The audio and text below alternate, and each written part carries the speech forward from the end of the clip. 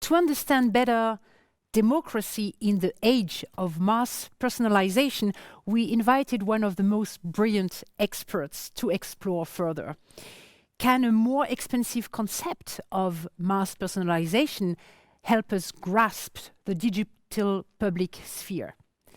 Hodor, or Hossein Derakhshan, is an Iranian-Canadian author and media researcher, as well as a pioneer of blogging, podcasts and tech journalism in Iran, for which he spent 6 years in prison until 2014. Now based at the LSE in London, he was previously a research fellow at Harvard Kennedy School and MIT Media Lab. He co-authored the report Information Disorder, which was commissioned by the Council of Europe, on the theory and practice of what is known now as fake news.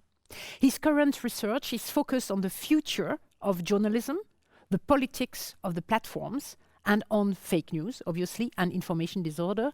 So this is the perfect speaker that we need now to give us a bigger picture also in these mass personalization realms. Hossein, please, the floor is yours.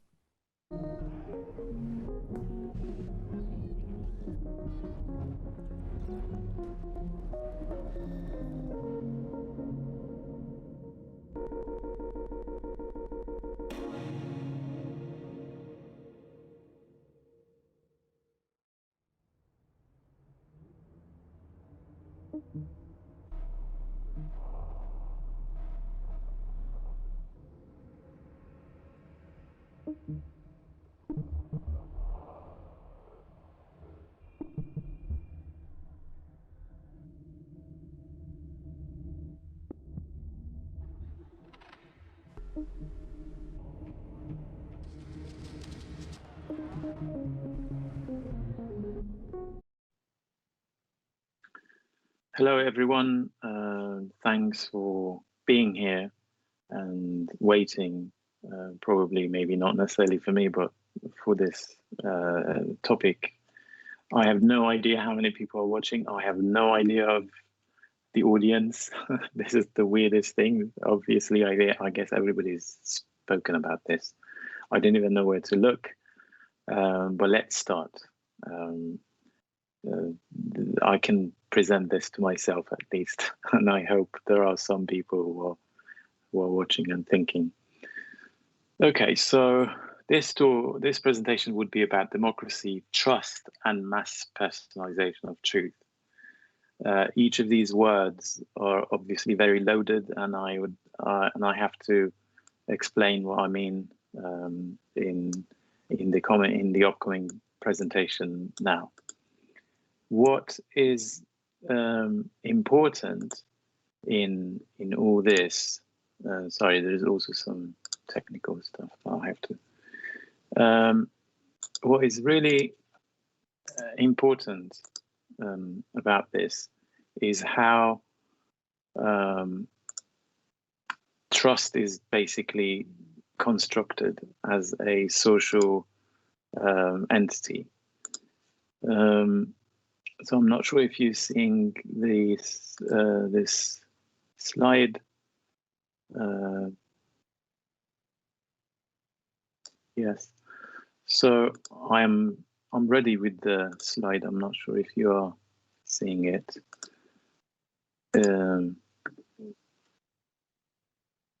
Okay. So if you see this picture, so it's a very important picture, this one, if you can see it. It shows all the various layers of trust that is built into the fabric of the society. Can you see the slides changing or not?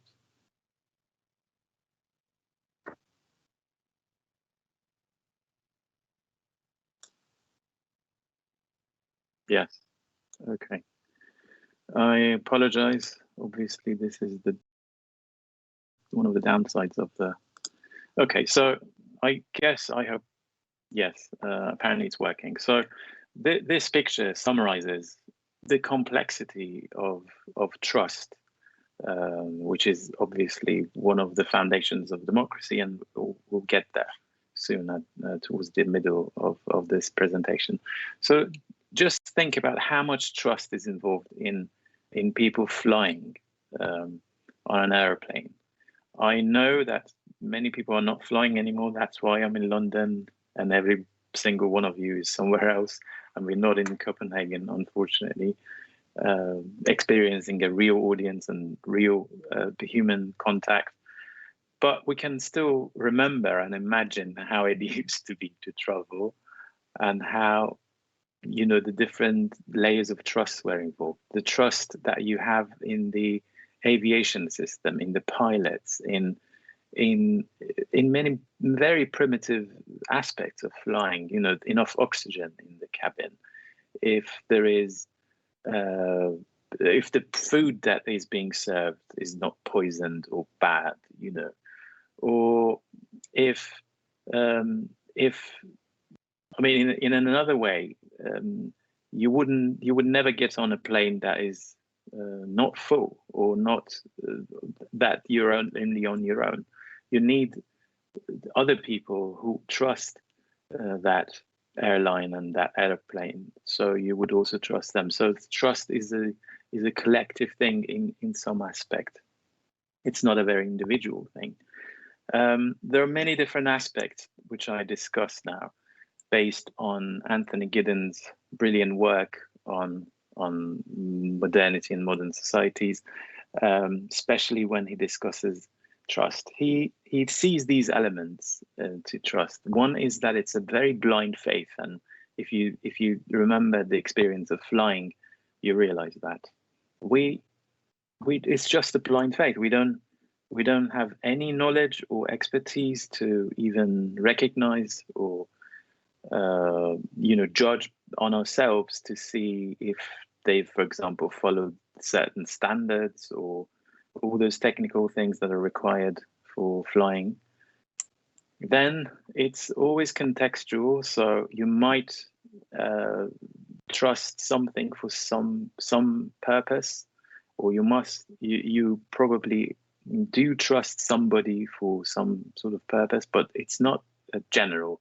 It's always tied to a specific context or place or time or even activity.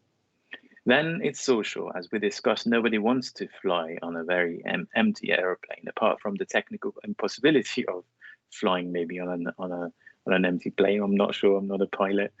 But in terms of trust, if you don't know the airline, which means knowledge about the airline, it's a collective knowledge. So if it's a very brand new airline and you've never heard about it, and you've never heard anyone who has experienced it, why would you even want to buy a ticket from them? So the sociality of trust is very important, and the collectivity of it. It's also continuous. You can't just suddenly gain trust in something based on a very short single experience. It has to be continuous. Distrust is also continuous. You cannot suddenly lose your trust in something or somebody. It takes a few violations or a few incidents of violating that trust for it to be turned into distrust or mistrust.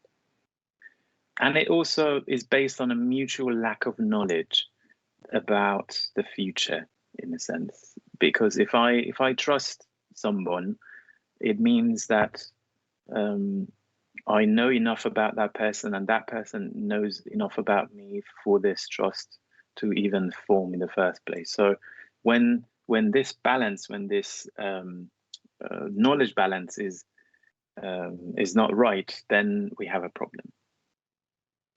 So this probably summarizes his definition of trust, that trust is a contextual, continuous, and blind faith based on mutual predictability of social action. the predictability is a very important term here, mutual predictability of social action. So now let's talk about platform society, which is a reality that we are facing on a daily basis, including now. If you're watching this, you're using a platform. I am, for this conference, I'm not using Zoom, which is maybe the most common one. I'm using a Microsoft product, so and probably everybody else is using that. So this is a platform, and imagine how many other platforms are involved. The best work, academic and maybe public intellectual product that is produced about these aspects of platforms is José van Dijk's work and her co-authors about the platform society. It's a really interesting read, even though it's probably from I think 1-2 years ago. Then we have Shoshana Zuboff's very important work, a very thick book as well, about the surveillance aspect of all these new developments and the platform society.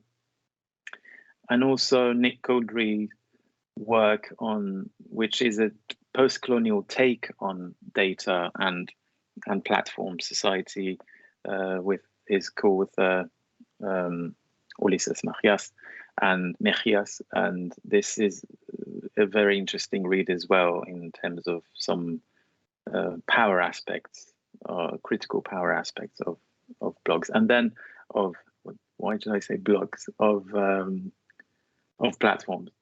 There's also a fly here, which is really annoying. Sorry, it's distracting. And then we have Joseph Turo's really consistent, amazing work on targeted advertising. So based on these 4 works, this one, Zuboff, Codry, Mejias, and Turo, I am going to provide a conceptual framework to understand platforms. This is inspired by all these authors, but it's my own model. So I argue that platformization, or platforms generally, are based on 2 processes. One is datafication, which we are familiar with, which consists of surveillance and categorization, which I'll unwrap in a bit. So and then we have personalization as the other process of platform societies. These are the 2 core processes. So surveillance is when, if we go back, surveillance and categorization. So let's open up surveillance. Surveillance is when we take life into digits or data. We relate life as a whole, different bits of life, different experiences, into digits and numbers. This is called surveillance, I think. It's an inclusive definition. And then categorization is establishing a relation between these life digits together, because when you categorize, you basically establish different links.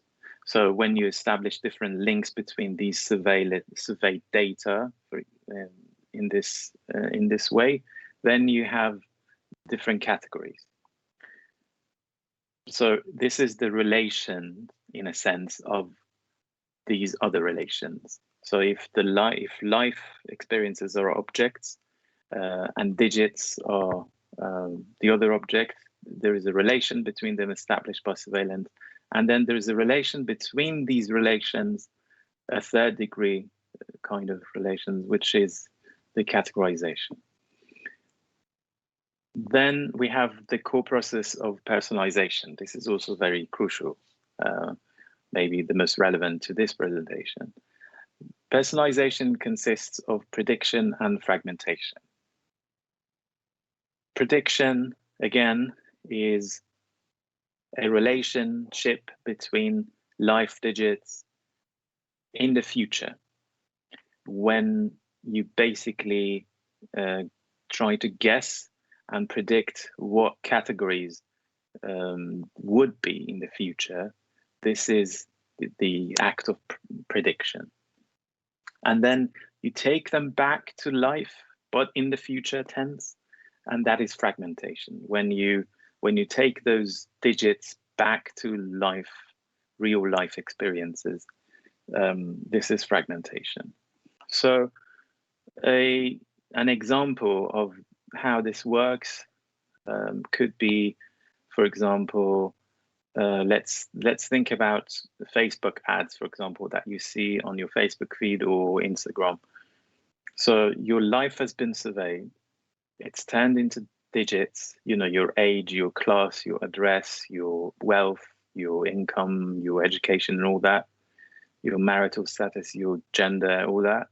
Then you are categorized by establishing links between these facts and these digitized aspects of life, basically. Then you have a prediction of what you may like, which is an establishment of these life digits, relations of each other in the future, which means how, for example, likely you would be to buy, for example, a barbecue, for example. It's getting warmer. So if anyone wants to advertise for a barbecue, is it worth targeting you or not, based on this prediction? And then the fragmentation happens when they pick you specifically and they give you that digital product of prediction. So you would see it as a life experience on your feed through a video or a sound or a picture, which can lead into a economic decision of a purchase, for instance. So the two processes of datification and personalization are core to the platform society and all platforms. But what is mass personalization, which I'm talking about, and what are the implications for mass personalization? So there's a lot of conversation. There has been a lot of conversation in the past few years about one aspect of personalization, which I call it a cognitive and symbolic aspect, because it deals with the knowledge aspect of personalization, what we know or what we hear, or the news that we are exposed to, or whatever symbolically is consumed by us, whatever is related to our brain. This is the argument that is famous now. It's been around, it's discredited, obviously, but it still captures a lot of people's imagination, and the way they discuss the debate about personalization is very much influenced by this debate titled Filter Bubble, which says that we are living in knowledge filters, basically, or knowledge bubbles. And that's how we are controlled, in a sense. It's been discredited because on many different layers, on many different levels. For me, the most convincing is that basically it's not true, that people are not exposed to different opinions when they are online or any of these algorithm-based platforms. It's actually the opposite. You're seeing a more diverse take, or a more diverse sample of different political views. What I'm interested more is this second layer of mass personalization. So if this was the first layer, the cognitive symbolic, the other layer is more important to me. The material, affective, and embodied aspect of personalization, which we can simply call personalized truth or personalized experiences. This is a very different phenomenon compared to the first one. In the first one, we are discussing basically news, music, to a sense, videos that we watch on YouTube, and it's personalized towards us, the advertising that we see on on all these platforms, and many other aspects of what we see on our phone. But then some of that experience is embodied because it engages us physically. It involves movements, and it includes and it involves our bodies. So just to give you an example, think about the Discover Weekly on Spotify. If you've ever experienced it, it's a weekly playlist automatically produced for you uniquely. They claim it's unique, but I'm sure there are many shared ones for people from similar backgrounds or similar tastes. But that's what they claim, that it's only produced and tailored for you. So this is a cognitive, obviously, experience. It's a mass personalization of music for different tastes. But you can also think about Google Maps. This involves some more than just cognitive. It takes your body to different places, and there are many options for doing that. If you want to go from LSE, for example, to Barbican Centre in London, there are more than one way or route that you can take. You can walk, you can take a bus, you can take a tube, and each of them have physical embodied material implications. So even though you only see a symbol, which is the shape of these routes and these maps, but because it involves your body, it's something much deeper and more important than the cognitive layer of personalization. It takes you to different places, it exposes you to different experiences, and if you start thinking about this, it never ends. Think about the commercial possibilities, think about different parts of a city that could be or could not be experienced based on this governance of your behavior, of your movement, because that's what is happening. They're governing your behavior, the algorithms, based on many different things that we have sometimes no idea about. So this aspect of experience, when mixed with movement, for example, Spotify has recently introduced something that mixes both. It's something you listen while driving, but still the most maybe vivid example is when we are listening to this Discover Weekly playlist on Spotify in a public space, when we're using Google Maps to navigate from work to home, or from home somewhere else, or whatever. This is the most important example because we are still physically in a public space, but our senses and part of our bodies, not all of it, is being detached from that public that surrounds us.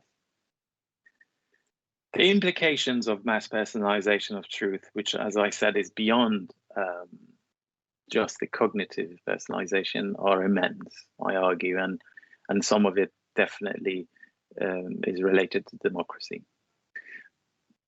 These famous platforms, obviously we know all of them now, what they do can be categorized in different ways.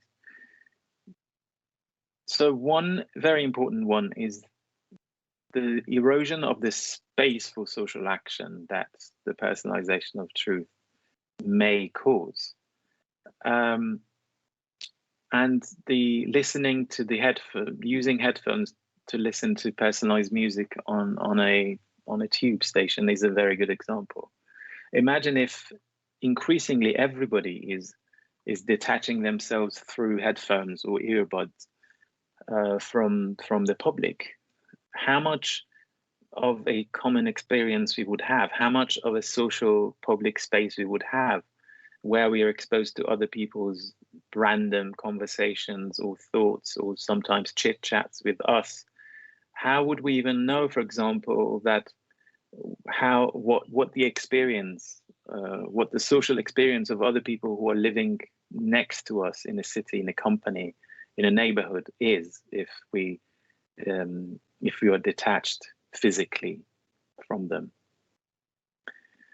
Then imagine the consequences for justice and inequality, because if we don't know how other people who might be in similar situations to us at work or in our neighborhood or whatever, country, how would we even reach the primitive assumptions of justice? I mean, if you don't know, for example, how your colleague who is doing exactly the same thing as you being paid, how much salary she or he is getting, then how would you even know if there is justice done to you? So there is a knowledge that is required, and for even the assumption of justice, the very basic notion of justice to form and equality, which needs that social space, that public space, without which we cannot even know if there is any injustice happening. We need to have a relation to a publicness, basically, to be able to reach that and to know that. So one very short, brief story. I don't know how much time I have. If you guys know, please tell me. Yeah. So very quick experience I had in prison was when, for example, basically I was in solitary for 8 months and I had no contact with anybody other than the guards and the interrogators.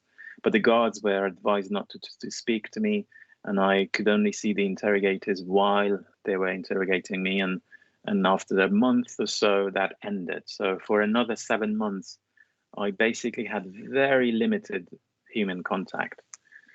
And I was always blindfolded and I couldn't see the sky, and it was a nightmare.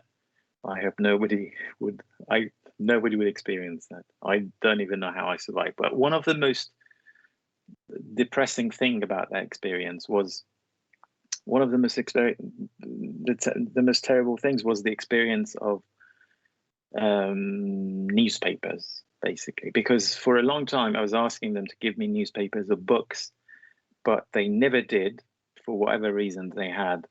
But it was very cruel to, not to allow somebody in isolation to at least have access to books and newspapers. And I thought that was the case for everyone. This is what they were telling me, that nobody has newspapers, nobody has access to books in that section of the prison, of the detention center in the beginning, because everybody was in solitary. But then I was transferred, after a few months, I was transferred to another part where there were some people in small collective rooms. So for example, 3 or 4 people. And then I started to hear the noise of the newspaper, browsing newspapers. And because I've always been fascinated by reading newspaper, and I really love it, it was so difficult for me to experience that. No, there are some people who are given newspapers, and this is how I discovered this injustice being done to me.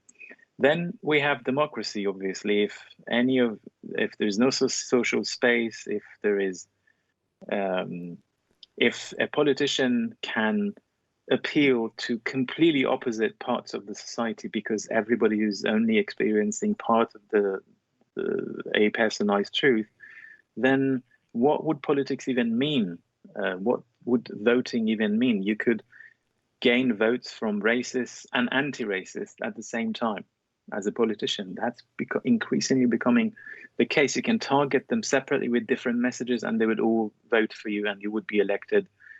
And then you could even sometimes maybe do some of your policies to appeal to this group and the other one, and they're not even exposed to each other's contradictions.